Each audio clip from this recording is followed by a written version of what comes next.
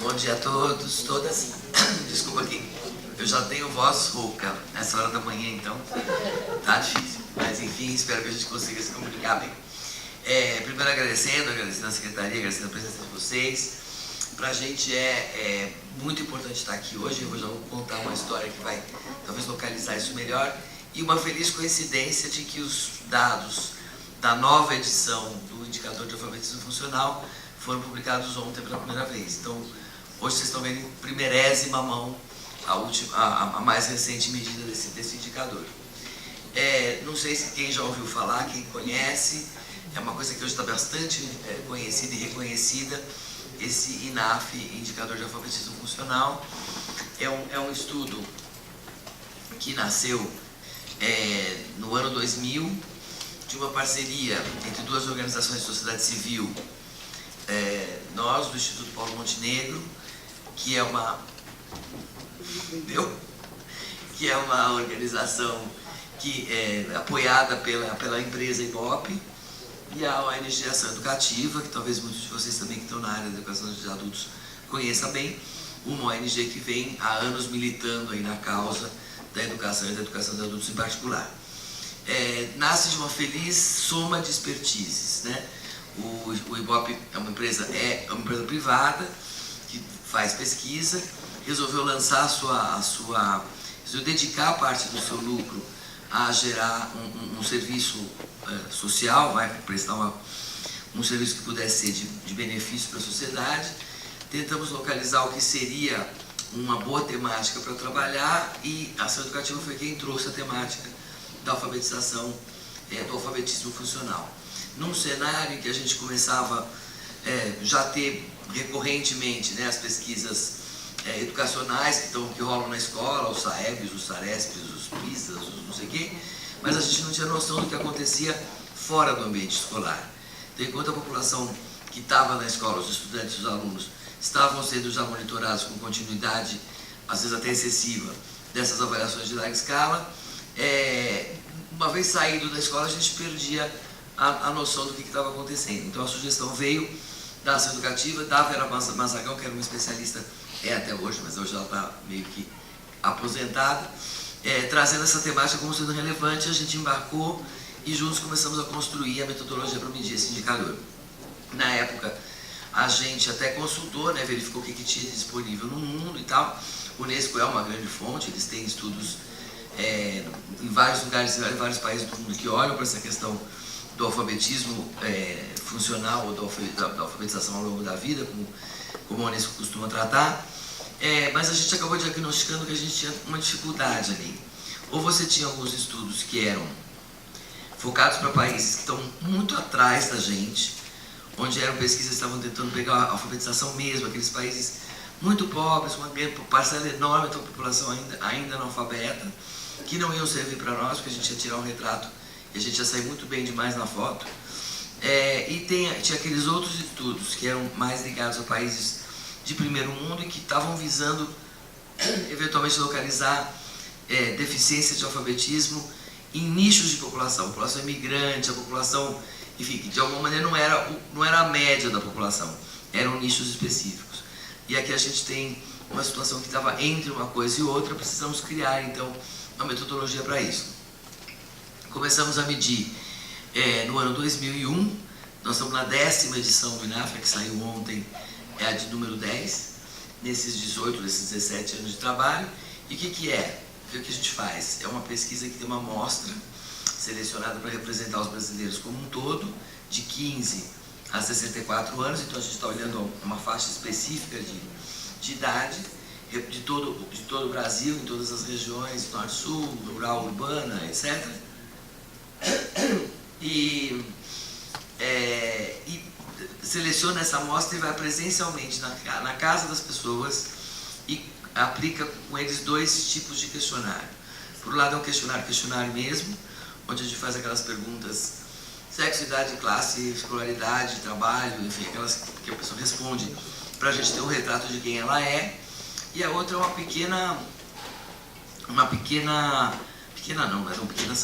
é um teste que a gente pede para ela responder com questões muito relacionadas à vida cotidiana. né? A gente não está fazendo perguntas escolares, a gente está fazendo perguntas que têm a ver com o dia a dia dessa pessoa. Ler um cartaz, ler uma placa de ônibus, ler um texto mais sofisticado, ler o folheto do supermercado, ler uma instrução de como aplicar uma determinada, fazer funcionar um determinado equipamento, textos absolutamente do dia a dia, e as perguntas que a gente está querendo que eles nos respondam tem a ver com a compreensão desses vários conteúdos para que ele possa funcionar numa sociedade que exige esse letramento. Só para explicar quem eu sou, gente, rapidinho, isso não parece uma coisa de maluco. Eu dirigi por um tempo o Ibope, depois eu dirigi por um tempo, por 10 anos, o Paulo Montenegro. No ano passado, ano retrasado, a família que era dona do Ibope, a família Montenegro, vendeu a empresa para uma multinacional. A multinacional não quis mais continuar com a área social. Aí eu peguei e fundei a Conhecimento Social e consegui viabilizar a continuidade do INAF agora como uma iniciativa mais minha, né? Então eu ainda tenho um chapéu lá, eu continuo mantendo o cargo de diretor executivo do Instituto, mas o Instituto de fato ele nem opera mais. E eu atuo como Conhecimento Social, então eu estou contando isso porque às vezes as pessoas olham para mim e falam, peraí, você estava lá, você não está mais, você ainda está, e é isso, então é a minha história. Eu faço aqui pelo INAF a gestão aí da continuidade desse indicador. O INAF parte de algumas concepções que é importante a gente entender para a gente, depois quando olhar para os números, saber do que a gente está falando, né? Uma concepção de alfabetismo que é a capacidade de compreender, utilizar e refletir, né? Não é o ler pelo ler, eu tenho que ler, compreender, utilizar de maneira prática e também refletir sobre informações contidas em matérias escritas de uso corrente, em materiais escritos de uso corrente, para ampliar conhecimento e participar da sociedade, né? Então ele é um alfabetismo a serviço do indivíduo, a serviço do seu empoderamento, a serviço da sua atuação de maneira plena numa sociedade que é letrada. Esse teste que a gente aplica, a gente olha para diversos âmbitos, coisas que acontecem no dia a dia da família, da comunidade, do consumo, da educação, do trabalho, da política, da religião, então são coisas do contexto do dia a dia das pessoas. E a gente usa diferentes suportes, formatos e gêneros textuais para identificar o grau de habilidade das pessoas de tratar com esses materiais. O INAF olha para duas dimensões, uma que a gente chama de letramento, uma que a gente chama de numeramento. E eu uso essa expressão a gente chama de, porque se a gente entrar no debate conceitual, a gente vai ficar 10 horas aqui discutindo o que é letramento, o que não é, se é letrado, se é numerácia, se é número, se não existe, se é tudo, enfim, correntes N, pensamentos N, mas a gente tem que lembrar que o INAF não foi criado com uma pesquisa acadêmica, ele foi criado com a intenção clara de botar esse assunto na pauta, na agenda, comunicar para pessoas que não são do ramo, que não são do campo, mas fazer cair a ficha de que, deixando a coisa como está, a gente vai demorar muito tempo para de fato empoderar a nossa sociedade. Então a gente teve que fazer uma espécie de pacto de vocabulário com o qual eu consigo conversar com um jornalista, o jornalista consiga ir para a imprensa. Ontem à noite saíram os dados do Jornal Nacional, não sei se alguém viu, numa matéria sobre analfabetismo que fizeram. Se a gente começa a complicar muito, nem o jornalista dá conta e muito menos o público vai entender. Então a gente tomou uma certa liberdade aqui de não se afiliando muito a esta ou aquela corrente de pensamento. Gente, eu estou bem louca, desculpa mesmo. De identificar essas duas dimensões que são compreensíveis pelo ser humano normal, que é uma ideia de letramento, ou seja, ler textos mais textuais e ler textos de caráter mais matemático, gráficos, tabelas, etc., que também são leituras de texto. A gente usa a tal da teoria da resposta ao item para depois analisar os dados e temos lá um banco de itens feitos por questões que, diferentemente das questões usuais nas provas de larga escala, elas são questões abertas. Não é de marcar X. Eu exponho uma questão, a pessoa responde, eu anoto e depois eu vou me virar para ver como é que eu vou codificar ou corrigir aquela resposta. E também esse questionário então, ele é aplicado por um aplicador em conversa presencial com o respondente. E são vários tipos de pergunta. Tem pergunta em que Eu leio a pergunta, você responde oralmente e eu anoto a resposta. Então, independe do cara ter qualquer domínio de leitura, a gente consegue fazer esse diálogo. Eu consigo entender se ele entendeu aquilo que está sendo perguntado, sem ele precisar ser a pessoa nem que lê a consigna e nem que anota a resposta. Tem perguntas de tipo, eu faço a pergunta, mas você tem que ler. Eu faço a pergunta, mas você tem que me responder por escrito. Perguntas em que você tem que ler a pergunta, mas pode me responder oralmente. E perguntas, você tem que ler a pergunta e a resposta e pronto. Então são esses 4 tipos de questões. Eu não vou entrar muito no detalhe disso, mas o material vai ficar com vocês, vai ser distribuído depois pela secretaria, imagino. Mas o que a gente meio que olha nesse teste são algumas habilidades que a gente define como habilidades de alfabetismo, que basicamente é a localização de uma informação no texto, seja o texto gráfico, seja o texto, tipo o texto literal, seja o texto gráfico, visual, um mapa, um termômetro, uma escala. Integração de informações, eu estou falando para educadores, vocês sabem do que eu estou falando, eu tenho que falar para o jornalista, eu tenho que ficar explicando a novela inteira, mas enfim, pego uma informação daqui, pego uma informação dali e gero um sentido que eu mesmo elaboro, né?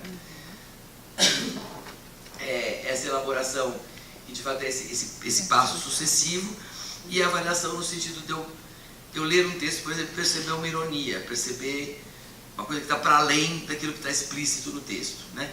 Então começa desde habilidades bem simples de pura localização, até você fazer sentido daquilo que você lê, você conseguir elaborar um terceiro sentido da sua própria autoria, e você ter uma leitura crítica, um senso crítico de perceber que aquilo que você está lendo tem este ou aquele significado. E a gente, pelos primeiros 5 anos, a gente alternou. Um ano a gente olhava para itens de leitura escrita, no ano seguinte matemática. Aí voltava a olhar para a leitura escrita, voltava a ler matemática e voltava a fazer a leitura escrita de novo.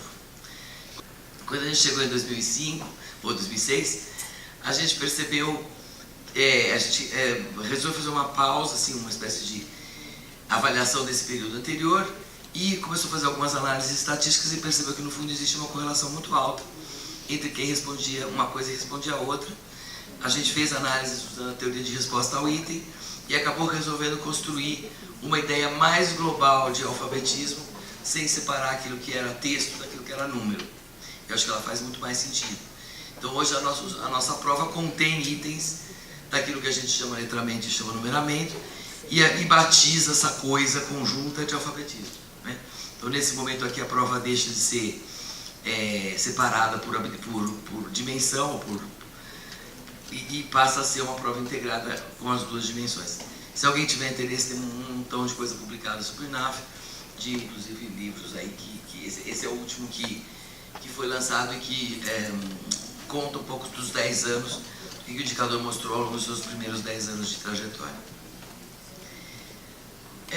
Bom, aplica a tal da prova, e quando corrige a prova, joga na TRI, faz isso, aquilo, aquilo outro, e aí vem o resultado que a gente até 2011 permitia a gente classificar as pessoas em 4 níveis, dependendo da proporção de acertos e erros que elas tivessem, né? Ou de que tipo de questão acertavam ou não, conforme a TRI analisa. Analfabetos, rudimentares, básicos e plenos. Ao longo do tempo, a gente vai ver esses dados já, como o número de analfabetos vem caindo e o número de plenos não sobe, estava todo mundo embolando no meio, né? De um lado caem os analfabetos, do outro lado não sobem os que estão no topo da escala, e a gente sentiu a necessidade de criar uma escala um pouco mais precisa, um pouco mais segmentada, e aí abriu essa escala a partir de 2015 em 5 níveis. Então esses níveis aqui, analfabeto e rudimentar, continuam comparáveis ao longo da série histórica, e esses 2 de baixo, a gente pegou 2 níveis aqui e abriu em 3 para conseguir olhar com mais detalhe o que acontece nesse grupo, tá? A gente também, para generalizar e ficar mais fácil de comunicar, classifica esses primeiros 2 grupos como analfabetos funcionais. Então, o analfabeto e o rudimentar, a gente costuma falar dele como analfabeto funcional, E os de grupos de baixo, eles não são mais analfabetos funcionais, eles são alfabetizados, mas com níveis intermediários de domínio dessas habilidades. Já que agora a gente tem 3, a gente também usa essa expressão às vezes, que é o alfabetismo consolidado. Quem está nesses últimos 2 níveis aqui, beleza, está alfabetizado. Vai ter algum limite a mais ou a menos, mas já está consolidado. Muito número para dizer que, apesar da gente ter mudado a escala, tudo é consistente, coerente ao longo dela, não vou me detalhar nisso. Talvez aqui descrever um pouquinho quem são, então, as pessoas que ocupam cada uma dessas categorias. E também de que tamanho elas são. Nesta última medida que saiu ontem à noite, e que vocês estão vendo hoje em segunda mão, mas enfim, muito recente, 8% dos brasileiros, 15 a 64 anos, se enquadram nessa categoria de analfabetos, digamos, absolutos, né? Isso equivale àquele número do IBGE que a Rebeca acabou de mostrar, de 7 e pouco por cento. E no IBGE é a pessoa que se declara analfabeta quando o entrevistador do censo vai lá perguntar para ela, e aqui é a pessoa que aplica, que não consegue praticamente responder nada da prova, e coincidem os 2 números, tanto por um caminho quanto por outro. É a pessoa que de fato não realiza praticamente nenhuma das tarefas que a gente pede para ela realizar naquela provinha. O segundo grupo, e aqui a gente tem que parar para olhar com bastante calma, são esses 22% que a gente chama de rudimentares. Eles não se declarariam analfabetos para o IBGE, eles não encaixariam na categoria do IBGE, que é simplesmente assumir de que quem tem menos de 4 anos de escolaridade é analfabeto funcional, porque é esse o critério. Eles, quando falam em 18%, são pessoas que não passaram do 4º ano primário, né? E a gente vai ver daqui a pouco que não é só isso, tem um buraco, é uma coisa que é mais complexa do que isso para analisar. Mas enfim, são 22% de pessoas que, somadas aos anteriores, 8 mais 22, fazem 30% de analfabetos funcionais no país entre os 15 e os 64 anos. É bem complicado, né? A gente já vai ver que tem boas notícias também, mas não podemos nos esquecer que 3 em cada 10 brasileiros, de fato, podem ser considerados analfabetos para qualquer coisa que a vida moderna requeira. E que também é um pouco diferente disso que acho que a gente estava conversando quando eu cheguei. Não é mais o velhinho com a mão calejada, com a enxada nas costas, que não pôde estudar e não sei o que, não sei o que. 30% é a gente, é o vizinho, está muito perto da gente, é urbano, é jovem. É essa ficha que tem que cair e que é muito difícil de cair. Porque a gente recorre sempre vem sempre no imaginário das pessoas aquela coisa de tá bom, mas esse está quase morrendo, deixa ele. Está quase fora do seu problema, né? Bom, enfim, aqui estão descritas, eu não vou ler as coisas que essa pessoa faz e não faz. Segundo grupo, o terceiro grupo, desculpa, já não mais considerado como analfabeto funcional, mas um alfabetismo em nível elementar. Se vira, mas se vira com um monte de limitação. Um monte. Se o texto for um pouco complicado, se o contexto não for conhecido, se o texto for longo, se o vocabulário for diferente, se não for só resolver uma conta já montada, mas sim montar o raciocínio para fazer uma conta já não faz. Essa pessoa com vocês devem conviver muito, né? É não mais o cara que está buscando o início da educação de jovens e adultos, mas esse jovem adulto que não completou possivelmente o Fundamental 2 e muitos do que não completaram o ensino médio porque a escola não os levou para além desse ponto. Esse deve ser o grande bolo do público de vocês e é 1/3 dos brasileiros, 1 a cada 3. 1 a cada 3 é minha cunhada, né? Não é um cara lá longe, tá no meio da roça, perdido não sei quando. É muito perto da gente, né? E é isso que a gente tem dificuldades para compreender. Esses 2 últimos, então, são aqueles que a gente chama de alfabetismo consolidado. Essas pessoas não têm, de fato, mais limitações para ler, para escrever, ou para compreender conceitos de matemática. Mas o que vai distinguir esses 25 dos próximos 12 é que esse cara pode ser, de fato, chamado de proficiente. Ele lê para além do texto, né? Ele lê nas entrelinhas, ele percebe uma ironia, ele distingue opinião de fato, ele Na matemática ele bola a solução, né? Ele consegue desenhar a resolução do problema, ele não precisa encontrar a solução explícita, tem capacidade de abstração, enfim, ele já é um leitor realmente autônomo. E a Rebeca falou disso muito bem. Não é vovô viu a uva, né? Não é assinar o nome, não é saber o nome do ônibus que vai dar autonomia para as pessoas. O que faz um leitor autônomo, no fundo, cá entre nós, seria esse leitor proficiente, né? Seria esse leitor que de fato domina aquilo que lê, tanto quanto eu domino ou vocês dominam. Por que a gente tem que ser de um jeito e eles do outro, né? Então quem não está nesse 12%, a gente não está garantindo para essas pessoas a autonomia que devia ter. E vocês são aqueles que garantem a possibilidade dessa passagem, né? Dependendo da série, do grupo de alunos com quais vocês trabalham, fazer ele passar, provavelmente não mais daqui para cá. Provavelmente aqui em São Paulo, Urbano, já não tem mais o analfabeto 0 quilômetro, né? A gente não está falando mais da passagem daqui para cá, a gente está falando de fazer essa passagem daqui para cá, que já é um ganho enorme, e essa passagem daqui para cá, que é um ganho maravilhoso. Provavelmente esse último capítulo, quem deve fazer é o EJA de ensino médio. O EJA é o ensino médio, de uma maneira mais geral, tá? Gente, eu estou perdido no tempo aqui. Quando eu começo eu me empolgo. Alguém está medindo o tempo? Você me dá uma bronca se eu estiver falando demais? Bom, vamos lá então, o que interessa. Tem um monte de número, não se preocupem de enxergar. Vocês vão receber a tabela, mas a síntese da novela é essa. Começamos a medir lá em 2001 algumas notícias interessantes. Analfabetos eram 12%, aqueles analfabetos absolutos. Os 12 chegaram a cair aqui, deu uma subidinha nessa última, mas eu não estou preocupada com isso. Está dentro do erro amostral, mas é uma clara caída do início para cá, né?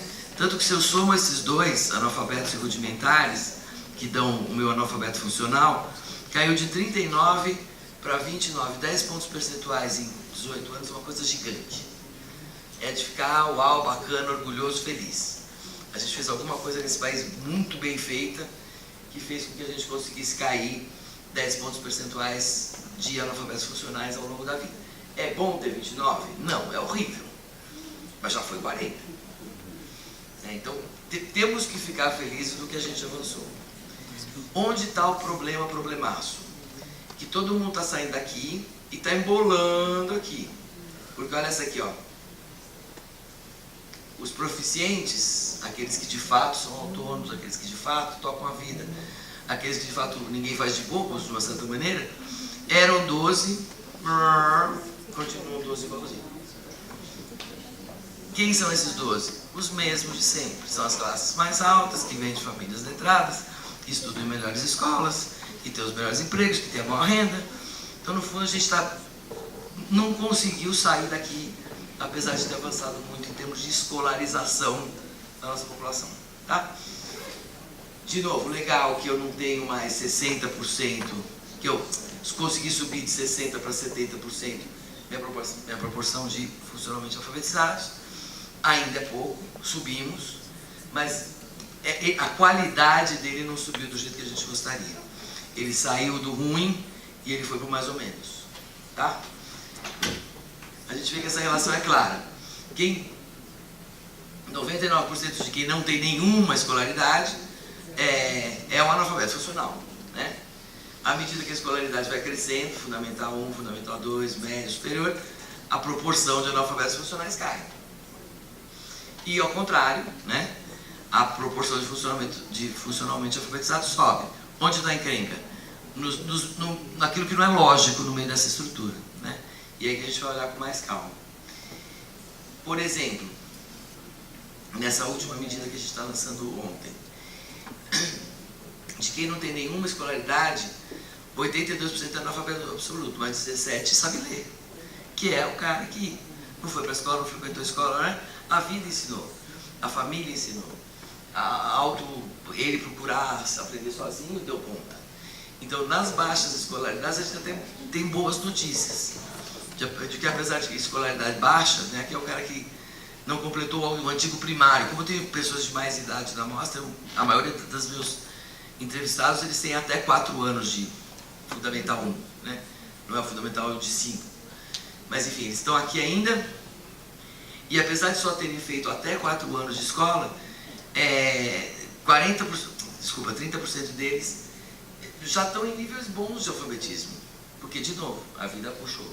Você vai olhar com mais detalhe, é a senhora de classe alta de 60 anos que não estudou porque mulher não estudava naquela época, mas viveu num ambiente letrado, blá blá blá blá blá blá. Agora, a escola não fez tanta diferença para ela, porque ela tinha outros ambientes, né?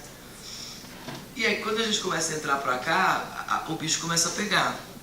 A gente começa a aumentar o número de anos de escolaridade, né?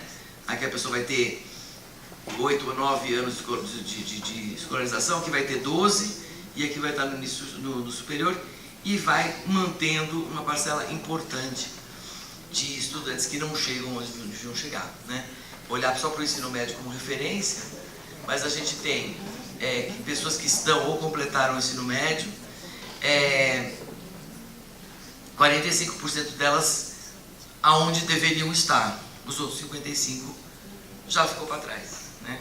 E quem é que ficou para trás? É sempre o mesmo, né? É o interior, são as classes mais baixas, são as periferias, as menores rendas, enfim. Então a gente vai perpetuando esse ciclo de não conseguir dar de fato oportunidade para todos. Bom, vamos lá. Agora, algumas notícias são muito extraordinárias, eu me empolgo também. Preocupa, eu acho que a gente tem essa missão de alertar, de puxar, de cutucar, mas também tem coisa boa que a gente precisa reconhecer. Uma coisa muito boa primeira medida nossa, isso não é novidade, esses dados são inclusive censitários, então mas a gente acaba capturando isso na nossa amostra.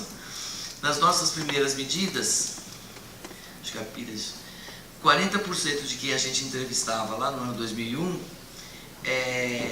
não tinha nenhuma escolaridade ou tinha apenas os anos iniciais do ensino fundamental. Na última medida da gente, só 21. Por quê, né? Eu estou olhando 15 a 64 anos.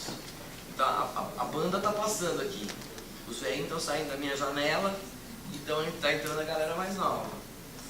Então estão saindo pessoas com baixa escolaridade, ou saindo da minha observação, ou saindo do planeta, né, para outro lugar, e estão entrando os carinhas novos que sim frequentaram a escola.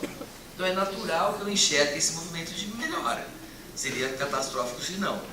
Mas, pô, em 16, 17 anos, a gente tirar 20 pontos percentuais de pessoas com nenhuma escolaridade a menos, isso é muito bom. Esse esforço valeu a pena. Olhando pela outra ponta, né, a gente só tinha lá atrás 8% da amostra, ou 8% da população com escolaridade de ensino superior, hoje tem 17%. Outro crescimento importante. O crescimento mais significativo é aqui no ensino médio, né? Era 25, virou 40%. Então é natural que a gente consiga aqueles resultados que a gente olhou lá. Natural não, super esforço de um país que conseguiu escolarizar a sua população. Mas ainda bem que escolarizada ela reage adequadamente, pena que não todos reajam adequadamente. E aí eu vou trazer mais 4 detalhes, só daí eu prometo que eu paro de falar, para a gente olhar um pouco para essa relação alfabetismo, escolaridade, nas várias faixas de idade, nos vários segmentos da população, porque eu acho que isso é o que vai ajudar muito a vocês pensarem no trabalho, vocês pensarem no currículo, vocês pensarem nas necessidades desses sujeitos que estão no dia a dia da relação com vocês e tal. Vamos começar pelo final? Não. Bom, começar pelo pessoal mais velho, né? Que tem de 45 a 64 anos, que seria o tradicional público do EJA, que a gente já sabe que não é mais. Mas assim, quando eu não vou voltar para 2011, que era complicado eu fazer isso ontem à noite, mas em 2007 o INAF pegava 59% dessas pessoas como analfabetos funcionais. Hoje, na última edição, são 53%. Caiu, até mesmo nos veinhos, né? Porque é aquela coisa, quanto mais vai passando os anos, eu estou pegando gente que já estudou mais um pouquinho, e então, mesmo nas pessoas mais velhas, melhorou a qualidade de alfabetismo delas, né? E aqui, lembrando que eu estou somando os dois últimos, tá? Aquele que eu chamo intermediário e aquele que já é um proficiente num só aqui, para ficar com menos número, também melhorou aqui a proficiência, o desempenho, mesmo na faixa mais velha, porque eu já estou começando a arejar com gente um pouquinho mais escolarizada. Né? Quem tem hoje 45 anos, saiu do ensino médio há 20... Não, entrou no ensino médio há 20 anos atrás, para facilitar a conta. Então a gente já estava num processo de democratização, de universalização do ensino, enfim. Então já está pegando um pouquinho esse rabinho. A mesma coisa vai acontecendo, quanto mais novo, mais melhor, né? E acho que a primeira comparação bacana é essa. Se com 45 a 64 anos eu tenho 59%, hoje 53% de analfabetos funcionais, na garotada mais nova eu só tenho 12%. Gente, que alívio. A hora que essa turma chegar aqui, vou ter melhorado muita coisa. Agora, eu quero que eles só cheguem não sendo analfabetos funcionais, está de bom tamanho para mim, né? Pô, não está resolvendo nada, né? O meu problema quando eu olho para cá tá, melhorei, bacana, legal, estão muito melhores. Lá em 2007 eu tinha 45% de alfabetizados consolidados, hoje eu tenho 51%, aqui avançou um pouquinho menos do que avançou aqui na galera mais velha, né? Mas de qualquer forma é só 51%. Na melhor das hipóteses, 51 vão andar para cá e vão chegar nessa ponta 51. Melhorou, não é 20, é 51, mas é metade. Tá legal? Assim não dá, né? Então acho que aqui tem várias reflexões simultâneas no mesmo raciocínio. Isso é meio que eu já falei, né? Que legal que ele é menor que esse. Outra coisa que preocupa bastante, esse de novo, são boa parte dos alunos de vocês numa situação urbana aqui no meio de São Paulo, por exemplo. Esses 40, que já foram 40%, que entre os mais velhos é 30% de nível não mais analfabeto, mas só apenas elementar, que mesmo entre a garotada de 15 a 24, está na casa dos 40%. Essa pessoa está na escola, ela está na escola. Ela esteve na escola ontem, ela está na escola agora. E ela está saindo dessa escola, 40% delas como apenas elementarmente alfabetizados. Elementarmente alfabetizados significa que eu não consigo fazer um raciocínio tipo comprar a prazo ou comprar à vista. Eu não consigo saber se eu tenho dinheiro para pagar a conta no final do mês. Eu não consigo... Não é só eu não consigo ler para saber quem eu vou escolher para presidente da República. Eu não consigo relacionar o candidato à notícia que saiu ontem sobre algum contexto. Porque não dá, né? Agora, a escola não é o único responsável, ela não é o único que vai resolver a questão. Muitas dessas pessoas não vão voltar para a escola, vocês estão de uma certa forma com acesso a quem já está mobilizado para consertar isso, né? Porque eles já voltaram de alguma maneira para a escola. A grande maioria não voltou e não vai voltar para a escola. Então a gente tem que olhar para a escola por dois, e como eu estou aqui num ambiente de rede de ensino, a gente tem que olhar para a escola por dois ângulos. Que o regular não produza analfabetos funcionais escolarizados, né? Pelo amor de Deus, senão a gente não fecha nunca essa torneira. Que da outra ponta a gente aproveite o potencial todo desses adultos que, bem ou mal, chegaram aí e estão vivendo. São pais, são consumidores, são pacientes, são eleitores, estão exercendo a vida, os seus direitos, estão cuidando da vida, né? E quanto eles não poderiam dar um salto se eles fizessem isso de maneira mais fortalecida, mais proficiente, por um letramento mais forte. Mas não é só a escola que vai dar conta dos adultos. Então, como é que a gente faz uma ponte de engajar outros espaços da sociedade? E principalmente a empresa, o trabalho. As empresas gastam toneladas de dinheiro fazendo treinamento. Treinamento de liderança, treinamento de não sei o que mais, treinamento de trabalho em equipe. Gente, treina o cara a ler. Mas não lê bobaeira, né? Quer dizer, não alfabetize o cara, não é isso que eu estou falando. Mas trate ele como sujeito leitor. Porque ele está no cargo X, ele não pode ter acesso ao e-mail. Porque ele está no cargo Y, ele não pode assinar, não pode preencher fatura. Trata o cara, incentiva o cara a aprender. as empresas têm um espaço gigantesco de serem agentes de letramento. E eu repito isso há 18 anos e falo sozinha. Não sozinha não, a gente fala cada vez menos sozinho. Mas é isso, quer dizer, se a gente esperar só a escola resolver, não vai resolver. A gente vai ficar esperando a venerada morrer, né? E vai ficar contente de que tá bom, só 50% já chegam lá, é melhor que 20%. Terminando, eu já falei, então, comecei a falar da empresa para dizer, um dado que não deu tempo de digerir muito esse dado ainda, mas assim, está nos chamando muita atenção. Na nossa medida de 2015, 63% estava trabalhando. Trabalhando não significa empregado, fazia uma atividade X. E esse número caiu para 56%. Então a gente está vendo o peso dessa crise na nossa amostrinha de 2.000 casos. Só 13% estavam procurando emprego ou desempregados, passou para 22%. Então esse cenário de emprego realmente está, né, bastante mais complicado nessa medida do que há 3 anos atrás. E quem é que perde emprego? Quer dizer, onde que foi a paulada? No quem tem baixo alfabetismo, baixo letramento, etc. Que está sendo substituído por alguém que tem um letramento melhor, ganhando menos, e aquele que tem menos condição vai para a rua. Né? Então, os efeitos vão sendo perversos. O 2015 a gente ainda estava no rabicho daquela coisa de mão de obra, como é que é?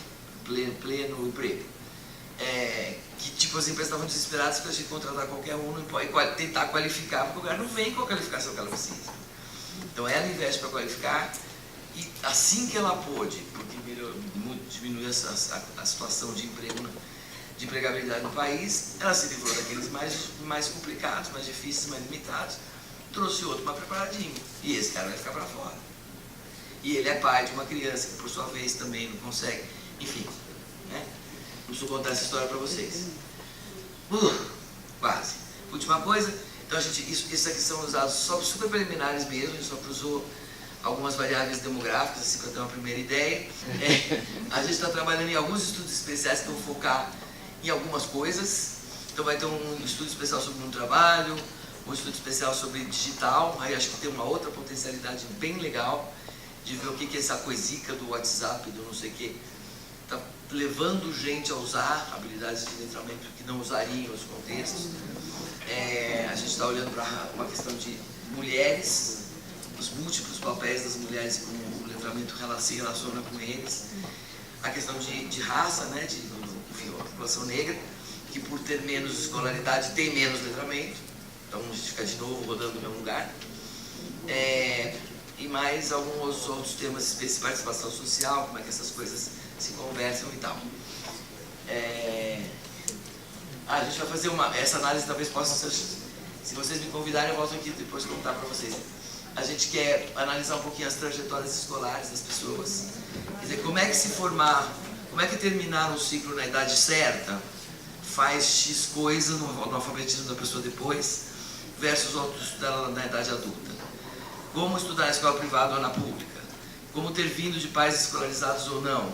Então a gente quer olhar um pouco para esse papel mais estendido das trajetórias escolares. Faz tempo que a gente não dá um olhar mais específico em matemática, então vamos fazer isso também esse ano. E, enfim, é isso, gente. Muitíssimo obrigada.